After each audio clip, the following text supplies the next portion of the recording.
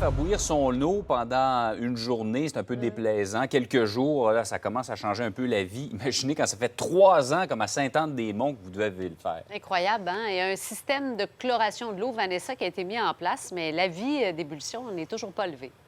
Oui, absolument, parce qu'en fait, des délais se sont ajoutés depuis, parce qu'il y a encore des ajustements à faire à un système de télémétrie. C'est-à-dire qu'on veut s'assurer là, que la bonne dose de chlore soit injectée dans l'eau. Et le problème, c'est que les experts, les firmes qui travaillent sur le système, eh bien, ils viennent de l'extérieur, de Montréal. Donc, ça prend plus de temps. Ce qui est certain, c'est que les citoyens sont déçus parce qu'on leur avait promis de l'eau potable avant la saison touristique. Hier, on s'est d'ailleurs rendu à Sainte-Anne-des-Monts. On a parlé à quelques citoyens.